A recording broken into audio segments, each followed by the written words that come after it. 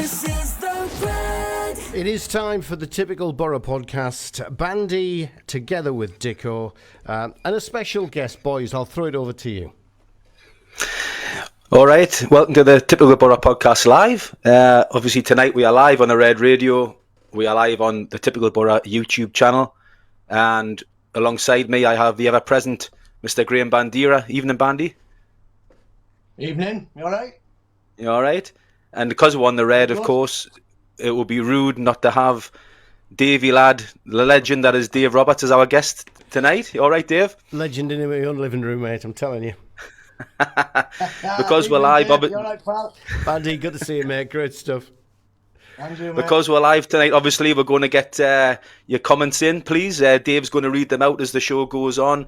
I'm sure there's plenty of things to get off your chest regarding the game last night against Sunderland. So I'm furious, Bandy's furious. I'm sure you lot are listening and watching. So we'll get right into it, Bandy. Start with the team news. I thought that was an interesting bit of news last night. It was 5 changes by Michael Carrick. In for his debut come Mark Travers, Ryan Giles come in, Morgan Whittaker for his debut, George Edmondson and Marcus Forss started up front. Other news was Tommy Conway was back on the bench and Samuel Illing Jr. from Aston Villa was a surprise inclusion in the squad. But the key point and the talking points for me at the match, Bandy, sitting in the fan zone, was Dale Fry benched for George Edmondson and no Ben Doak available. What were your thoughts on that? Well, as soon as there was a little rumour flying around that Doak was injured, and I thought that's too bad to be true, but it turned out that he was injured, and I think Carrick had alluded to it. He felt something in his thigh, so whether he's out for a week or 2 or 3, that's irrelevant now. We've got to move on. It is sickening because he's the catalyst for me for everything that we do well. So we recovered well. You know, Whittaker took his chance. He had a good sort of first 25, half an hour, and then he faded badly. But in terms of the team selection, I was very, very disappointed to see Fry excluded and Edmondson brought in. Not Edmondson's biggest fan, and it proved on the night that it was a costly mistake, really. So part of that defeat was on Carrick in terms of his team selection. Happy with Travers starting. You're going to buy your keeper that's better than the ones you've got. Chuck him in there and tell him to get on with it. I thought he did a good job, despite letting 3 goals in. Not much you could have done about any of them, to be fair. Giles, obviously, a disastrous debut. However, we've got to move on from that. It was an unfortunate and cruel deflection, but I did think it was a bright spark in that first 25 going down that left-hand side. Put a couple of tantalising crosses in. So, yeah, team selection was acceptable. I thought he would go Forss up front. Bergzog's been lively on that left-hand side, and I think he deserves to stay in there. So, yeah, and it proved fruitful for him because he got a fantastic goal. So a bit of a mixed bag, but all in all, positive team selection, barring the Fry exclusion. Dave, you were at the Stack with Higgy last night. What was the thoughts around the fan zone when the team news come out? Well, it was confirming what we'd managed to pick up a little bit earlier. We'd picked up that Doak was injured and it's 4 to 6 weeks. That's what we picked up. That's what was also doing the rounds on social media. So we were just waiting for the team news to come out because obviously the Boro, Michael Carrick particularly now, always plays his cards very close to his chest. You know, Tommy Conway was taken off for a precautionary little bit of tightness felt in the hamstring. And how many games did he miss? You know, that's how Boro are this day and age. They don't talk publicly about their injuries. So we were all saying when that team news comes out, that'll confirm whether these rumours about Doak are correct or not. And that's my fear, is we might be missing him now to 4 to 6 weeks. I know Carrick's come out and said it could be a couple of weeks. I think that's him playing it down. Other than that, I was glad to see Travers. I was glad to see Travers in the starting 11. He had to be. I was glad to see Giles in the starting 11. He had to be. What a shame at the end. Yeah, so it gave me a little bit of hope. But how many false storms do we have with the Boro? But like you guys, I thought Dale Fry's done particularly well since he's come back from his long-term layoff. And I was really surprised to see him not there at the heart of the defence. Yeah, I think it was a costly mistake by Michael Carrick. I mean, he's a local lad, Dale Fry as well. Knows what the Derby game's about. I think you can't emphasise enough how important local lads are on games like last night. Look at Hayden Hackney. His form's been up and down this season. But last night, I thought he was absolutely a colossus in the midfield, tremendous, got an assist, got a goal, had a really good performance by Hayden Hackney. And I just feel Dale Fry would have produced similar on the night, but it wasn't to be. Middlesbrough went down 3-2 as we know. Bergzorg in 11 minutes. Lucas and 09, was it Neil? 09 scored the equaliser and 33. Hackney got one back in. Dan Neil, that was it. Dan Neil, sorry, yeah. I should have remembered that because of his celebration in front of us. Then obviously Wilson and Sador gets them back in front. Funny one on that one. Go on, Dave. We put a quick call through to Darren Williams, who is the master of cupping the ears when he scores against the Boro. And we phoned him up just an hour before we started live at Stack, because me and Iggy thought, let's get him in and we can poke fun at him as Boro takes Sunderland apart. Thankfully, he couldn't make it. But then I saw the celebration in the Riverside. It's like it was just Darren Williams reborn, the sod. Yeah, it was. As I say, it was. I mean, it was an entertaining game for the neutral, but as a Middlesbrough supporter, it was just rinse and repeat from Michael Carrick. Some good moments, but we just can't defend. Can we, Bandy? The defending on the night was abysmal, wasn't it? All 3 goals. We're past Christmas now. We're into the new year, and we're still talking about the same old failings. These failings were prevalent last season, and we never addressed it pre-season for the start of this season, and it's still going on, and it's getting worse. It's become a circus now. We're talking about the transfer window. For me, I've gone public on my Twitter feed and said the elephant in the room is being completely overlooked, and it's the defending. It's the defence. Carrick's sort of hell-bent on building this beautiful football team full of finesse and purity, yet at the back he's paying lip service to defending. It's shambolic, and the defenders that we've got, I'd argue that none of them are capable of achieving what we want to achieve as supporters and hopefully manager and chairman, because I don't believe that any of them are good enough individually or as a collective, and it's poor, really, really poor. And last night, again, it came to fruition. The biggest one for me last night was Edmondson trying to play offside near the halfway line, allowing Isidore just to run free and go around the keeper with consummate ease. Shambolic goal. The other 2, you could argue, were fortuitous, but Edmondson, again, his body shaped to deflect that one away from Travers into the corner. It was all wrong. We weren't set right. We didn't anticipate the ball coming out and then them sort of snatching onto it and getting shots off. We don't smell danger. That's the annoying thing for me. It's everything sort of lackadaisical, and we don't switch on quick enough to react. I thought first 20 minutes we were brilliant. So let's have a positive, because we've got to balance this out somehow. First 20 minutes we were great. For once, we came out the traps, we were quick to the ball, 150-50s, got it wide. Whittaker was lively, Alien was overlapping. We had some good chances. Force needed to score twice, but he didn't. Thankfully, we did get one. Brilliant goal. Hackney, sharp into tackle, took it off Roberts, played a beautiful through ball through for Bergzorg, and he finished it excellently. And then we needed that second. The second didn't come, and then the whole stadium seems to know what's going to happen. They got a grip of the game maybe 10 minutes before the end of the first half. And then they came out a completely different team. But they got the fortuitous goal off Neil, which set them on the way, really. The team talk was slightly different for them because they knew what they had to do. Whereas we had something slightly different, really, when we come out. I don't know what happens at half-time. I really don't. I mean, they come out like they've been on a 4-hour bloody speed awareness course or something. They just look so bored and lethargic, and Sunderland just had to come at us, and the inevitable capitulation started. Thankfully, we got a goal against the run of play to equalise, and then again it was one-way traffic after that. I think they had the measure of us most of the game, probably for an hour, and we had maybe half an hour of the game. We had a good 10 minutes after we equalised, and as I say, the first 25. But barring that, no complaints. They were the better team. They were sharper, wiser, a little bit more streetwise, uglier. Did the bad things well, and we were just a little bit lacking and a bit naive. It's a good point that Bandy makes about the half-time team talks, Dave. It reminded me a little bit of the Sheffield Wednesday game, Dave, when we were 3-0 up and we went in cruising, Then the Sheffield Wednesday manager tweaked the midfield, tweaked the tactics, worked Middlesbrough out, and then ended up getting a draw that day and could have beat with. And I feel the same happened last night, where Regis Lebris just worked Middlesbrough's tactics out. We, like Bandy says, were sharp first 20 minutes, won the ball, were creating chances. We could have been 2 or 3 up with Marcus Force's chances to put one in a really good position, didn't take them. And then it just seems like the opposition managers seem to work out what we're doing, tweak their tactics. We're going at half time again, Dave, and then second half, it's a different story.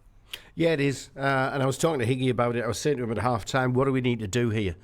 Because they've got themselves a foothold back in the game. I mean, they were right into it, weren't they, when the whistle went for half time? And he said, we've got to do exactly what we did in the first half, which is come out and have a go and put them under. And if we can get a second goal, then we've got something to hang on to. But we didn't, and it happens so many times. And it's been a thing about Boro's play over the last few years, hasn't it? We start slowly. To be fair, even before Carrick came in, we used to start games slowly, and the fans used to vent their spleens. But we didn't do it yesterday from the off, but we did do it in the second half. And Sunderland, back in the game, come out in the second half, they did to us what we did to them at the start of the first. They just picked up the ball, they bossed it, they controlled it, and we were chasing shadows at times. Yeah, I totally agree. Few stats, obviously after the game. That's Middlesbrough's only second win in the last 9. It's with 10th defeat of the season. We've conceded 39 goals now, which is the most in the top 7 in the division by 10 goals.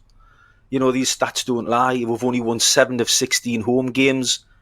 We've only won 17 in the last 39 home games. These stats are damning. They don't lie. And things are going to have to change quickly for Middlesbrough to get up into that top 6. The fixtures coming up don't look particularly kind. So, Bandy, what would you be thinking? Moving forward, do Middlesbrough need to change the tactics at all? Is it the back 4 that needs to be tweaked? What would your answers be to the problems that seem to be happening week after week after week? Well, I think first and foremost we've got to regroup and settle on a system. We can't be chopping and changing, week upon week, because it's just there's not going to be any cohesion. Players need to sort of develop connections, understandings, a bit of telepathy. So I would try and keep a settled team, but I would start by playing my best team. We've been unfortunate all season that we've never really had opportunity to play our best team for whatever reason, whether players are out of form or players are injured. Who would have said Doak would be injured for this game? Who would have said Lath would be disappearing, pretty much on the whistle? You can't make it up. Honestly, again, it's another Boro meme. Every week there's a different injury. Riley McGree, where's he? For me, he's technically one of our best players, but we've not seen him for weeks now. Probably won't see him for months. The next time we'll see him will be probably on the TV, playing in Australia. So that's another mystery. So for me, we've got to get that settled team bedded down, know pretty much who's playing week in, week out, and stick with the formation, because it's been proven that it does work. But we've got to switch on defensively. But we've got to get by now, because we've obviously, like I said, we've paid lip service to defending in the transfer window. I know we brought Giles in, but for me, he's more of an attacking wing back or left winger than a defender. It's the same old problem. We're just going to have to limp along, because there's no alternative now. There's nobody coming through the ranks who's saying, right, I need a start, cement me in that defence, because the too inexperienced. He's not going to gamble on players like that, so he's going to have to get by with what he's got. But unfortunately, what he's got isn't good enough. It's been proven all season, it's not good enough. I'll say it again, individually and collectively, they're not good enough. So I don't know how we go forward. We're just going to have to limp along and see the season out and hope that we can outscore teams, because we always will give a goal away, or 2, or sometimes 3. So, Dave will get some. You're asking me the impossible question: how do we go forward? It's like we don't at the moment. And that seems to be the view on social media as well. There's a lot of views, a lot of comments on Facebook, particularly. Kristen Lamb says, looking forward to this one. He's talking about Kristen's talking about the show. Evening Gents says Fahim. Mohamed Ibra, season's over, guys. We can't defend. Sunderland, I hope they go up. No ambitions, selling latte last, not spending the money. Time for Carrick to go now.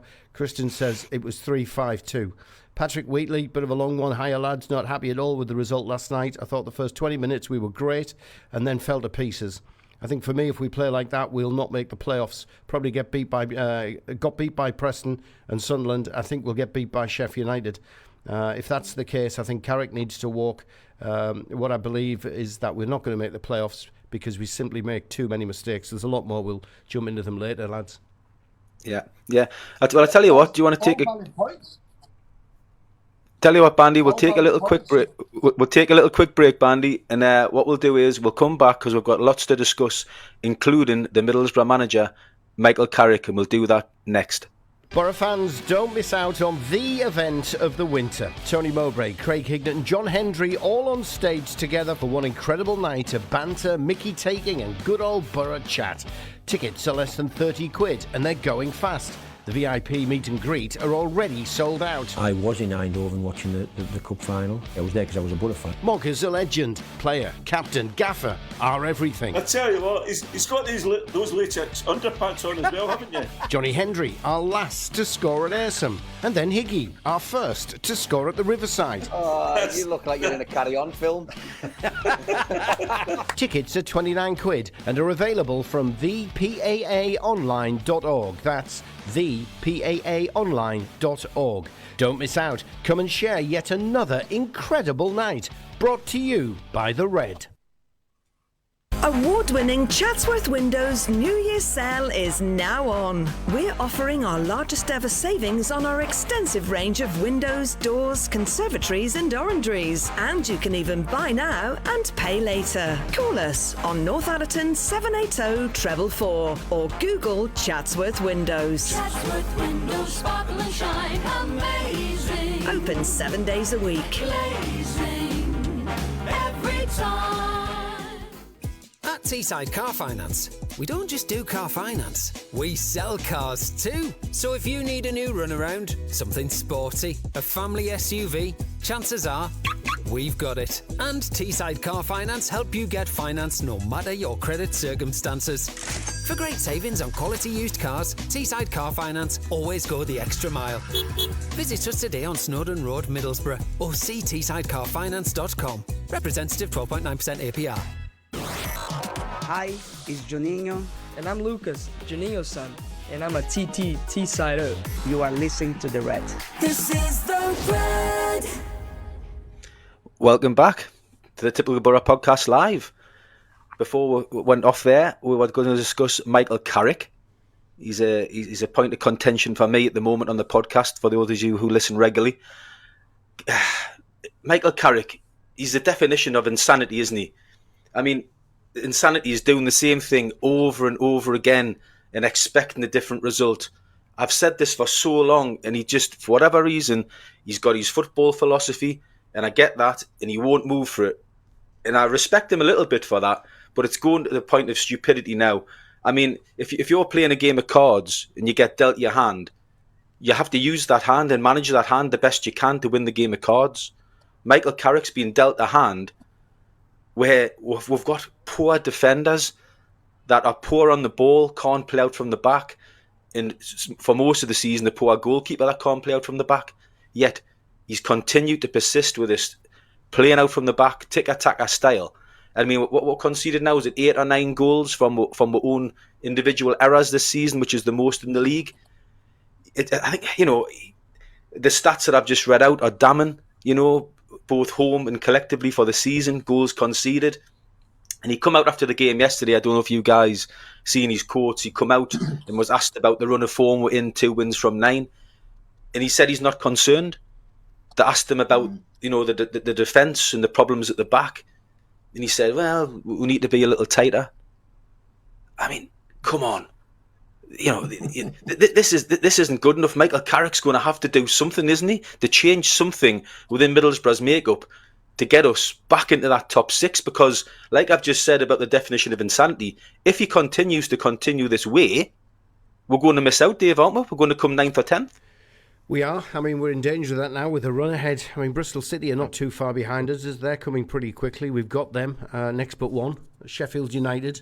It's never easy for us going to Bramall Lane, isn't it? You know, we could go through the next handful of games and have very slim pickings to add to where we are at the moment. We've got to turn it round. We've got to turn it round quickly.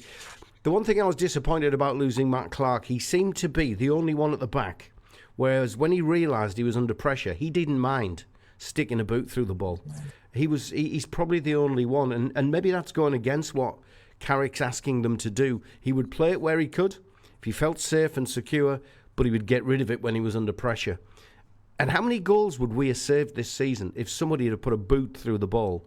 Doesn't matter how ugly it is, doesn't matter if it went out for a corner, throw-in or whatever. You know, how many goals and how many points would we have saved doing that? It's concerning. Carrick's concerning in terms of late changes, though that was different yesterday. It was a bit earlier yesterday. Same philosophy. As Iggy said to me after the game, he went, I just can't believe it's, you know, you've got a couple of minutes left in injury time and you're still playing it across the back. You've got to get forward and you've got to try and create something. But that's typical of how we play.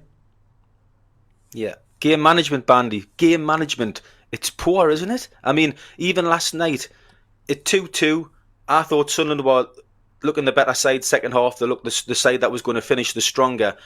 But you're 2-2. It's not the end of the world to come away with a draw in the Derby game. It keeps us ticking along. You could have brought Dale Fry on to shore things up and just take the point. But we kept playing the same way. A ball out of defence, they intercept it. It gets knocked outside. Down the line, for Lafee, they take on Aylan. The ball's whipped into the box. Unfortunate for Giles, it comes off him. It's in the back of the net, and it's another point thrown away, Bandy, through poor game management, isn't it? Exactly. I mean, he's so hell-bent and ingrained on this philosophy of this sort of Pep Guardiola school of football, playing out from the back. Sometimes you've got to go a bit unorthodox, you know, when you're chasing a game. Push a defender up, hit the ball long. Just try and get the opposition turned and cause panic, because like Dave's alluded to there, and he was mentioning that the Higgy said we're still stroking the ball across the back with 2 minutes to go. We're not going to get anywhere. We're never going to get back in the game. So you've got to try things. You've got to mix things up a little bit. I said about actually playing out from the back at times early season. We've still got to mix it up. Not everything has to go through midfield with these pretty circuits and pretty patterns. Hit it long if you need to. We scored a great goal with Conway when in his infancy at the club, where Aylan just hits it long, punted it in the channel. Conway got on the end of it and slashed it across goal into the bottom corner. Great finish. More of that, please.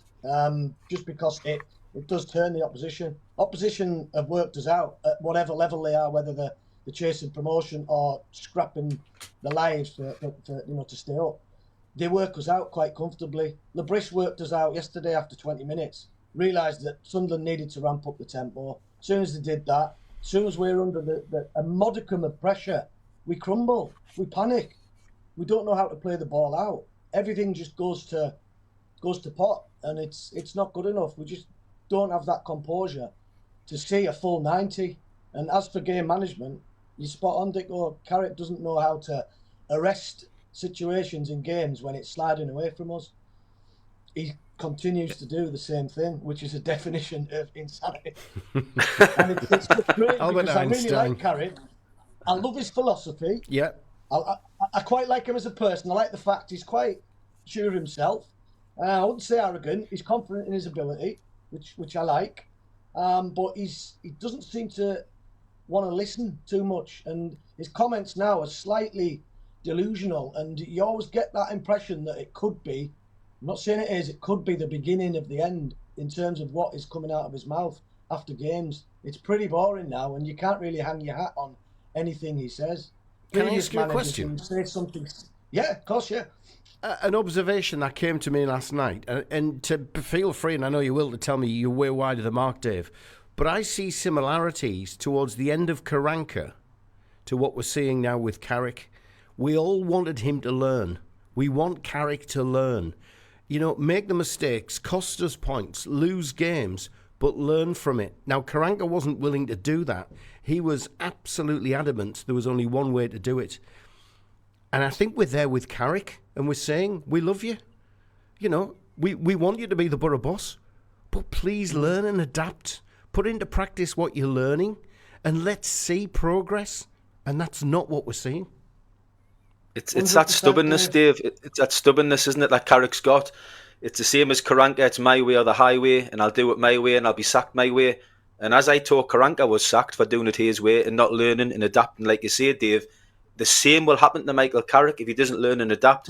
I mean, we've just brought in Kalichi Iniacho, Samuel Illing Jr., we'll talk about in a moment, who I thought looks a real talent. Mark Travers from the Premier League's come in. We've spent money on Morgan Whittaker. We've got Ben Doak at the club. If we don't make the playoffs this season with that quality in the squad, in the backing that he's had, I've went on record weeks ago saying I'd remove him and go down a different path altogether. Bandy at the moment, or he was at the moment, saying he would still give him next season. I wouldn't, because like I've just said, he showed no signs of adapting or changing. And I think if we continue next season, it'll be the same thing with another 5 new players coming in and 5 players leaving. What's your thoughts, Dave? Would you stick a twist with Michael Carrick? And right now I'm sticking, because we've still got, I know it's a shade less, half a season left, and we're just outside the playoffs. Whether that'll be the same in half a dozen games, I'm not sure, because there's absolutely no way should we miss out on the top 6 this season. The top 4 have gone. It's probably about 8 clubs now battling for 2 places. That's what we're in now for the rest of the season, and we really need to see the Boro improve in terms of style of play, personnel, tightening at the back, not making silly mistakes, and showing that Michael Carrick's learning. Because I'm sure Steve Gibson will be saying to him now, look, I've just backed you to the hilt in the last 2 transfer windows, as far as this club can go. It's your turn to deliver, because you've had 3 years now. This is your 3rd season. This is your team. And I think we need to see some results. And there's a stat come through here from Kristen Lamb, which shocked me, because you probably know it, lads, and particularly you, Dicko. You're a bit of a stato, aren't you? 24 points dropped by the Boro from winning positions. Yeah. I think I mentioned that last week, didn't I? Did you? Yeah, I mentioned it last week's pod, yeah. I mentioned something the other week, Dave, about when we score, when we go a goal up or we equalise, there's normally like a 5-minute period, a 5-minute window after that, where you've got to be composed, you've got to stay strong as a team, you've got to unify and ensure that the opposition do not get back at you. We're too cavalier still, too naive, too childlike in a way, where we allow the team to come straight back at us. So the goal that was effectively scored is just completely rendered useless, because the team are back in it in no time, and we saw that last night. So it's a mindset really, and we're going back to that old adage of, are there enough leaders in the team? Are they too inexperienced? Do we need a few old heads in there to calm the team down in situations? I think we do. The manager will probably say we don't, because he's again hell-bent on trusting his players. I think he puts too much trust in them, and I think a lot of the players take a lend of him because it's easy, because they know they're not going to get a good telling off. Because has the dressing room changed that much? Isn't good enough. Has the dressing room changed that much that, someone like Mogger would probably have you up the wall by the throat and say, give me 110%, because this is what you're going to face if you don't. Has the dressing room really changed? And I have talked to a couple of the lads, John Hendry, Craig Hignett, about this, and they say it has. You can't manage like the old days. You can't manage through fear. So maybe that's why we're not seeing the best. Maybe that's why we're not seeing real changes come out between the first half and the second half. I don't know. I'm just look. There's something amiss. Absolutely. The thing is, if you don't manage through fear, you've got to find a different way of getting the message through to the players. The top managers around, whether it be Guardiola or Arteta, they seem to get the message around. They seem to get their teams firing and coming out. Not so much this season for Man City, but my point is in general, he gets a tune out of top players who are on big money, and he gets a way of motivating these top players. Michael Carrick's got to find the same way with Middlesbrough's players. They get them motivated in situations when we're struggling to come out fighting, come out scrapping for the fans, for the management team, for everybody. I mean, another stat for you, since I like me stats this season, Middlesbrough have only come from behind to win a game once. and that was against Oxford when we won 6-2, and we've only come from behind twice to draw, and that was against the South Coast teams and that awful 3-3 draw at Plymouth, and the 2-2 draw at home to Portsmouth when Conway scored the last-minute penalty. I mean, they're the only times we've come from any sort of adversity to come back and get something from a game. This is a team that's got aspirations of going to the Premier League. You're joking. We're absolutely miles off. I mean, it's only the fact that this season, barring the top four, the league's pretty poor this year, that we're still in with a shout. Statistics show that in, years gone by, we probably wouldn't be where we are now, would be lower because of the points tally that we've got. It's ridiculous. Got a but ton of Michael comments Carrick's if got you to flame that way. Got a ton Yes, of please. comments if you want Yes, them. please. When are you going to give some tickets away tonight, Dicko? I am. Well, I'll tell you what we'll do is we'll give some tickets away, and I want to talk about Kieran Scott, and we'll do that after this. Take your taste buds on a culinary journey at Rio Brazilian Steakhouse and Tomahawk Steakhouse. Prepare for a carnival of South American flavors at Rio Brazilian Steakhouse as you dine on prime steaks cut and cooked the Brazilian way. And where can we take you on your meat journey? Find out at Tomahawk Steakhouse, home to the authentic meat connoisseurs. 2 top restaurants, 1 big choice. Which to choose first? See Rio-Steakhouse or tomahawk-steakhouse.co.uk. You may be sleeping, but our eyes are always wide open at PSS. We're Peacock Security Shutters, and our mission is to keep homes and businesses safe and secure. We supply and install super secure roller shutters and garage doors, as well as bifold doors and shop fronts. We also offer a 24/7 emergency maintenance service for complete peace of mind. PSS, Peacock Security Shutters. Get a no-obligation quote now at peacocksecurityshutters.co.uk. Nobody wants to be an April Fool.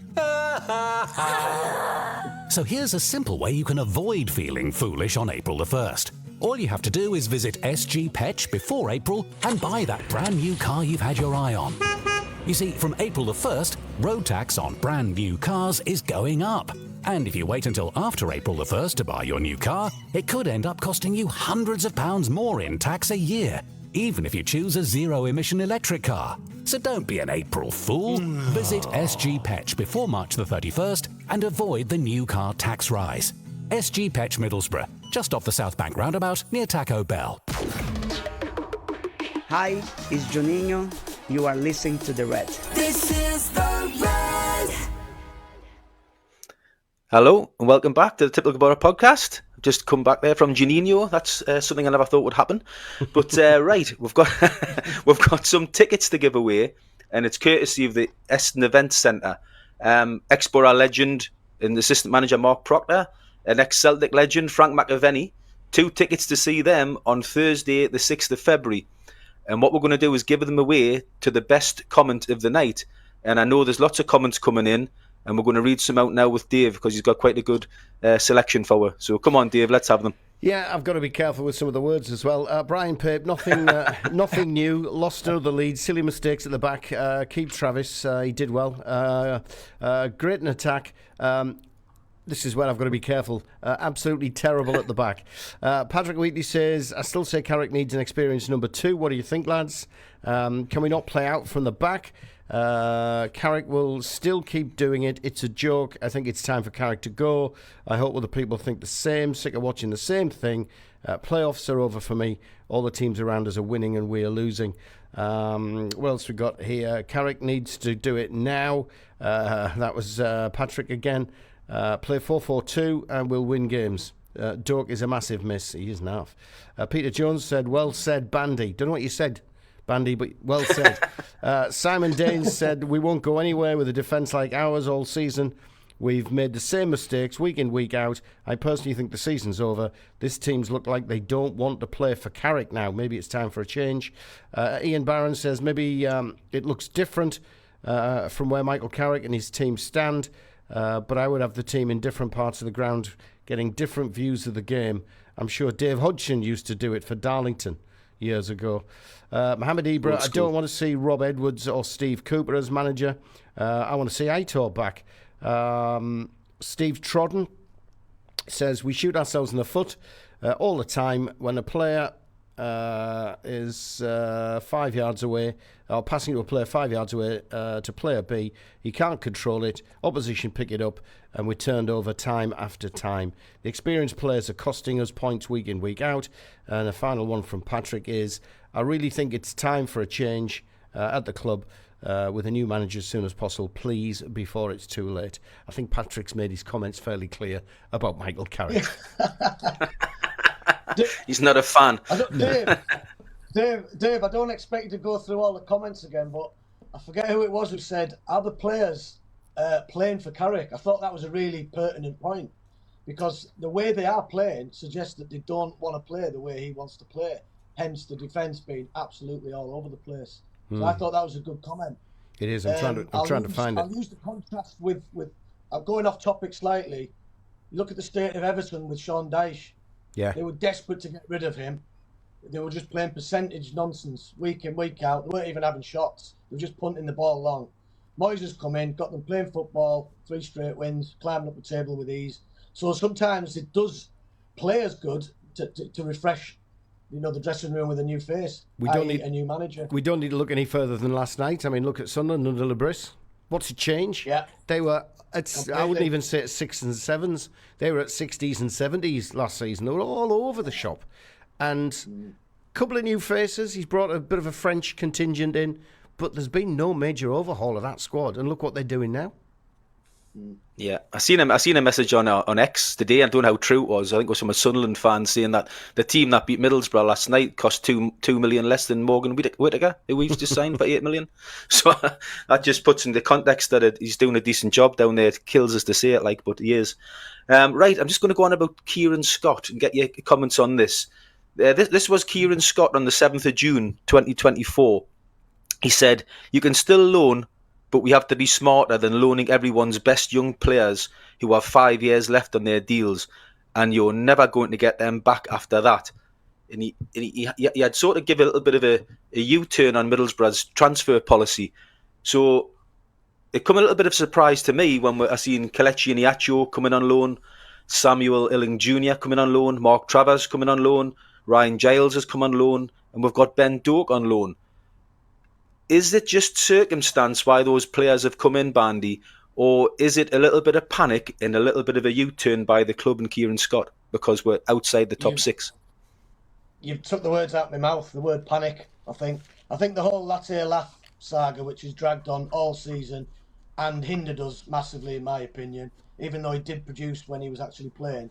But I believe he could have given us even more. I think his head was turned early part of the season, and it took him a while to get going. Once he clicked, he was great, but then we saw that nonsense in the recent transfer window where it just dragged on and on and on. So back to your point regarding the loans, the last couple I think have been panic measures just to try and get bodies in and fill a bit of a gap. The real work, which should be pre-season, but yeah, it is what it is. The Doak loan's fantastic. He served us superbly. I'm just gutted that he's out, and like Dave says, it probably will be months rather than weeks. We're probably going to be seeing the beginning of the end of Doak's tenure on Teesside, sadly. Probably his legacy is that last goal he scored at the North Stand. Brilliant. I don't think we'll see too much more of him, sadly. Dave, just on Kieran Scott, when he made them comments last summer, I sort of understood what he was saying, because when these players leave and they're important players to you, if you don't get promotion, you've got a huge overhaul in the summer again to replace these players. Now, if Middlesbrough don't make the top 6 or go up this year again, Samuel Illing Jr., with all the will in the world, isn't going to be here next season. Mark Travers will go back to the Premier League. Ben Doak will go back to Liverpool. We've already got a long-standing problem in the midfield. Johnny Howson's probably going to retire. We've got a problem at right back. Luke Aylin's probably going to retire. It's starting to look like another big overhaul for Middlesbrough Football Club if we don't get promoted again, Dave. Can't disagree. I think your initial question was, the change in strategy. Let's move away from loanees to bring in permanent players that we can develop and build into a strong, cohesive unit. I think Bandy's hit the nail right on the head. I think it was needs must. I think the Latte Laugh saga dragged on longer than the club probably wanted to. I think that deal was done before yesterday. I've got to be honest, but I'm not convinced I it was. think so as well, Dave, yeah. I don't think it was done probably at the end of last week. So I think that's something that's developed over the last 2-3 days. And then it's like, what do we do? Now, Whittaker coming in, obviously we lost Izzy. Izzy Jones went. Ben Doak's injury picked up in training during the week is obviously a major concern. Whittaker's come in. That's a bit of a gamble that he's gonna gel with Azaz like they did at Plymouth. But I think, the Ealing Juniors, the Iniachos coming in it's cover. It's needs must. There wasn't enough time for me to have a look at the marketplace and what you might have lined up had Latte Lath had done the deal 2 weeks earlier. I don't think probably those players were there then. So, yeah, it goes against what was said, but I think it was probably an absolute essential thing to do. So has it been a good window, boys? Because have we actually got what we needed out the window to push on for that top six? So if you look at it, we've brought in Iniacho, we've brought in Ealing Junior, Travers, Giles, Edmondson, Whittaker. We've brought those to the club. Out the door's gone, obviously, Latte Lat, which, I think that was a fantastic deal finance-wise, but like Bernie Slavino says, as a supporter, I couldn't care less. I just want to see the best players on the pitch playing. Yeah. Matt Clark's gone for money. Alex Gilbert's gone on loan. Isaiah Jones gone for money. Mika Hamilton's gone on loan. So that's what's tended to happen over the January window. But have we actually got strength in the positions that were really needed? Because for me, I was wanting a midfield player to come in. I thought Dan Barlassa might have left and we might have replaced him with a midfield player. I think we're desperately short of quality in the midfield. A right back for me was needed desperately. We're still lacking a little bit of quality at centre back, in my opinion. And obviously we needed a striker, which we actually have done with Iniacho coming in. So for me, it's a little bit of a good and bad. I don't think it's a great window. It looks exciting because you brought in Samuel Ealing Jr., who's a winger, Morgan Whittaker, who's a winger. It looks exciting to the fans when you see these players signing. But Dave, was it actually what we needed?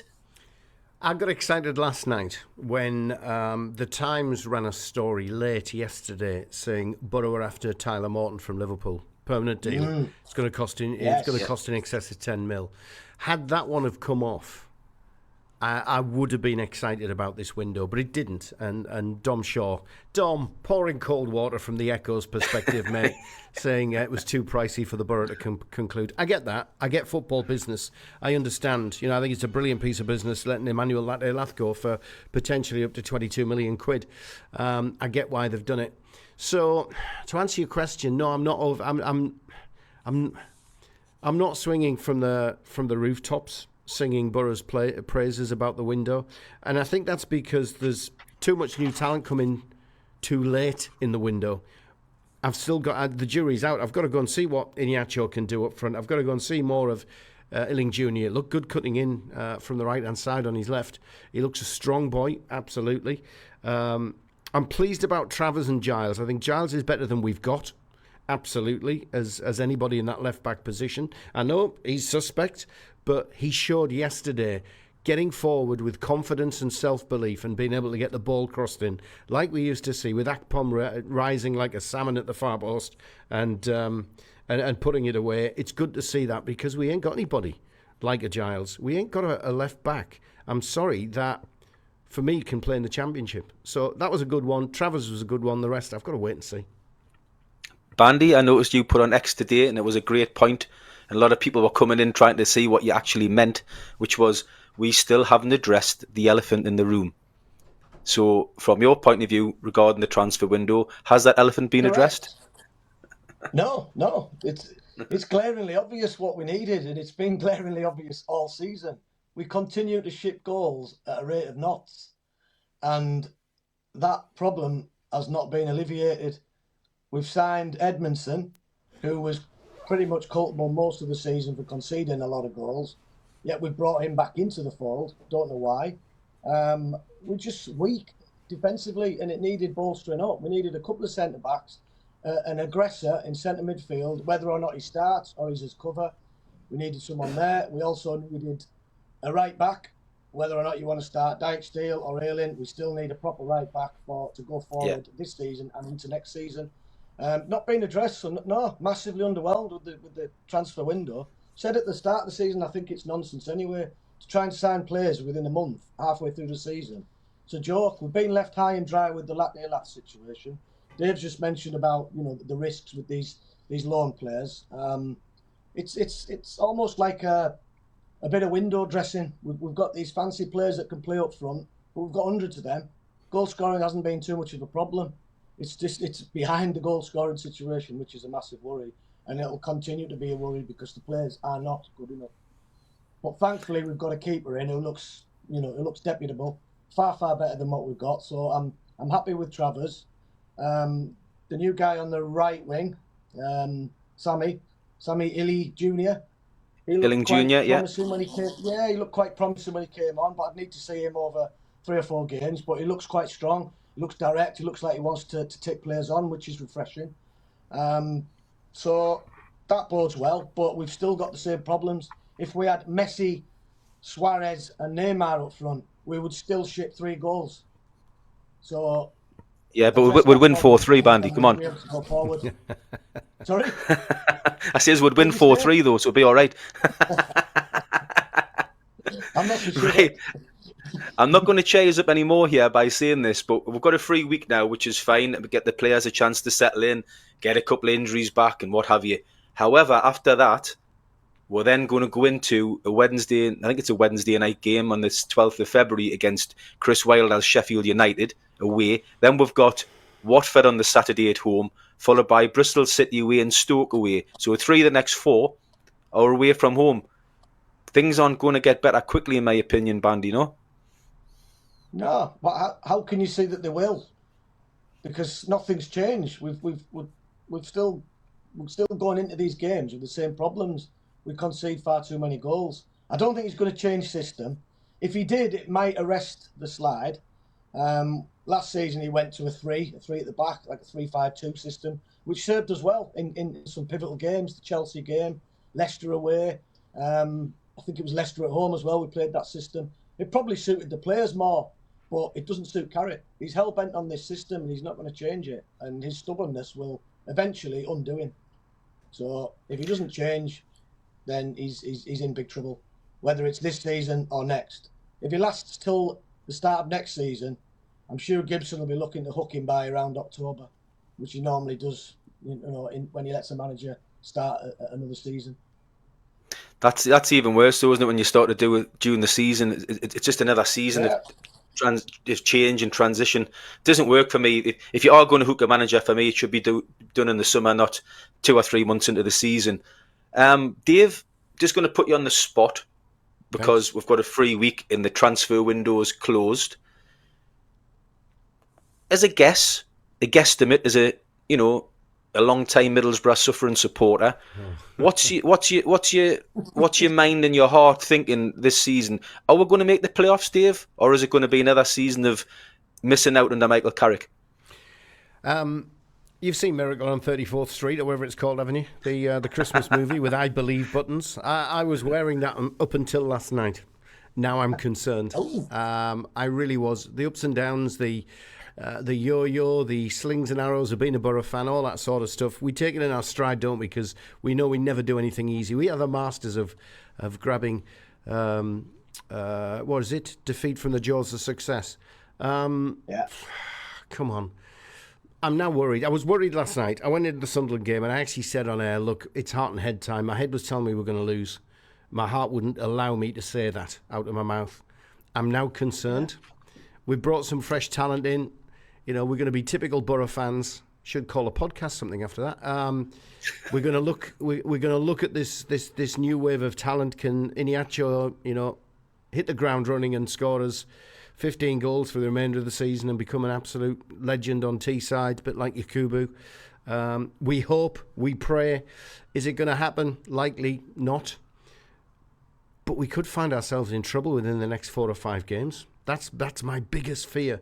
Go to Sheffield United and get turned over. Bristol City do us. I mean, come on, fellas. You start that run like that and suddenly you're going to be looking up with 8 teams above us with only 2 places to grab between us, and that's my concern. Yeah, I'm the same. Just want to make a Bandy, point you've got about the same Lampard. concerns? I've got the concerns for Coventry City, actually. The way Lampard's just took them by the horns. They're climbing. 4 straight wins, 5 straight wins, I believe. Yeah. 3 points behind us. Come out of nowhere. And we can never beat them. They've got momentum. They'll tick along comfortably to the end of the season.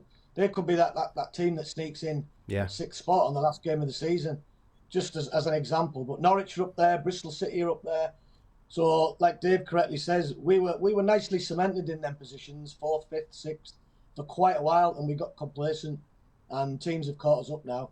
So, welcome to the world of mediocrity, I say. Great question coming for you guys from Paul Davies, just before you start wrapping up, Dicko. Would you have not preferred Adam Armstrong over Iniacho? Apparently we were offered him yesterday before West Brom. 100%. It was financial, wasn't it? It was financial.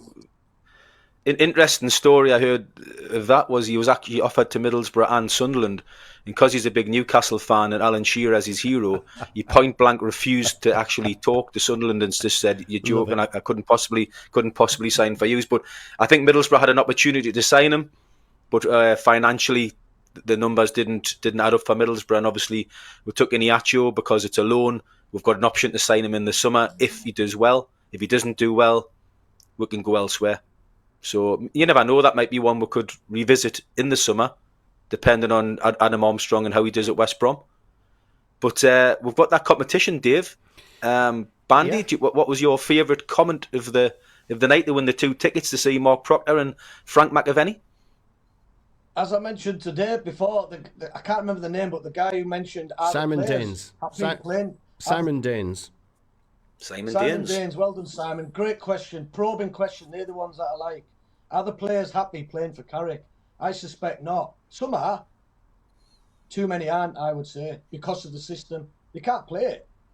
He's either making them look useless or they are useless. It's a combination of both. But at the back, it's got to change quickly because we're going nowhere. Okay, guys, we'll have to wrap up for another night. So I thank you both for coming on. Dave, Bandy, always a pleasure. Thank you very much. Pleasure, mate. Good fun. Well done on your first live. Well done.